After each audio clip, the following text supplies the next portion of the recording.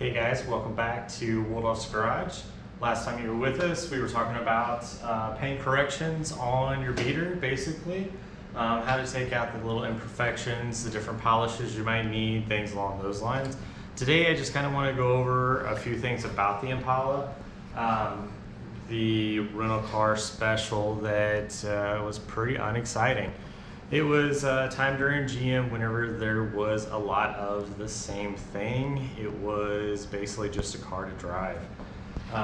The Impala came in 3 models. You had the LS, the LT, and the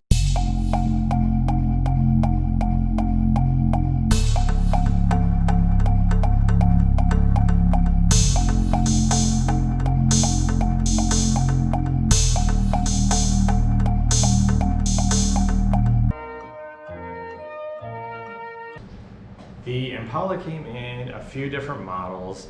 It started out at the LS with options such as a bench seat, hubcaps. I mean, it was basically no frills at all. Then you could move up to the LT, which is what this one is. The LT had things like pass-through trunk, center armrest in the rear, center console for the front, sunroof, different things along those lines. Then you could also move up to the LTZ, which got you bigger wheels, spoiler, fog lights, heated seats, leather, different things like that. The LS had just the basic standard air. The LT up, you could get the dual climate control. And then there for a short period of time, it wasn't very long, you could also do the SS. Like I said earlier in my last video, this is our second Chevy Impala. The first one we had an LS. It had the 3.5 liter. It was an extremely unexciting car. This one we finally moved up to the LT. It's got a little bit better interior. It has got the 3.6 liter. It is a big car with no power. I've talked to a few different people that this one person in particular said he had the LTZ, and he said it just had so much power. The LT and the LTZ, they all came with the same V6. It wasn't anything too special. The SS did have the V8 in it. It was a little bit more powerful, but it didn't last very long. So there was a few different things that I found had to be done to the car whenever I took it over as my daily driver, and we'll go over those now. So one of the things is going to be the tinted windows. I can't have any wind vehicles without the tinted windows. It does make the car look a lot different. It looks much better than what you would with the regular one. And then I got so used to driving my newer car that I got so accustomed to having the infotainment center and the backup camera that whenever I started driving this one, those are some of the things that I had to change. So we'll take a look at them now and see what we got. All right, here we are inside the Impala. Nothing too exciting.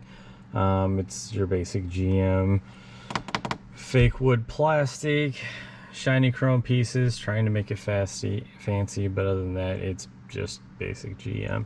The thing that I did have to change on this one though, I had to upgrade this. I couldn't stand the standard GM factory system that they had in here, so we went ahead and upgraded to the Sony touchscreen. It makes things a lot better whenever you're driving, and plus it's got your rear camera settings, time. It's got different things like that. Let me go ahead and get the best part of it set up, and then we'll let you look at that.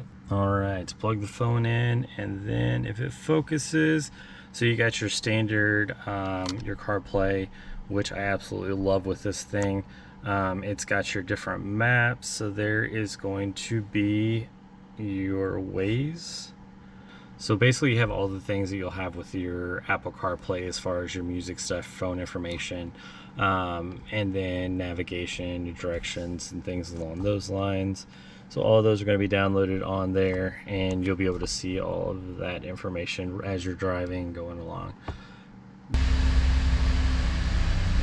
All right, and here is the second part that I absolutely love about having the system in the car. Is it actually gives you the reverse camera. It's actually got pretty good screen resolution, things along that, as far as backing up. It's got your lines and stuff in it.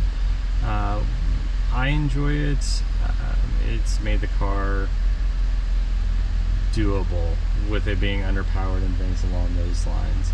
It's got that factory look. I went ahead and the steering wheel controls work for the stereo, so it's like the factory one. It's like a newer car and things along those lines, so it just kind of gives it some of the technology and creature comforts that you come to find in newer vehicles.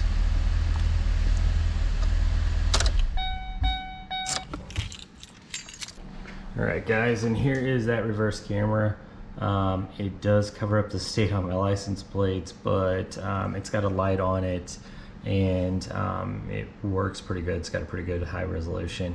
All I did was take the wire on this one and I hooked it into the reverse light, so that whenever the reverse light turns on, it goes ahead and activates the camera and gives the stereo system in the car notification that it's in reverse, and then it turns the screen on for you.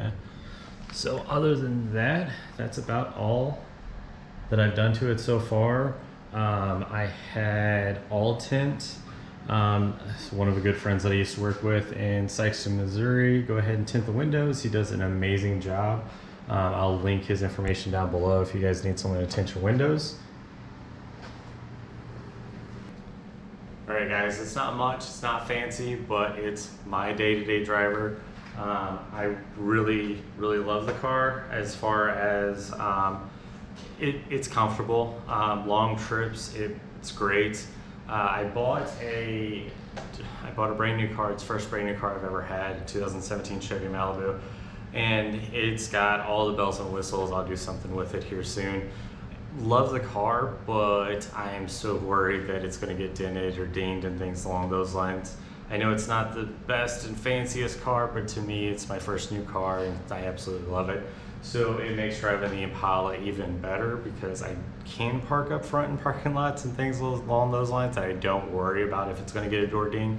Plus with it having 200,000 miles on it, I know that it's still got some life into it, but I'm not as concerned about it as say my Malibu and things like that. So anyways, so that's another episode of Woldoff's Garage. Thanks for tuning in and look forward to seeing you guys again. See ya.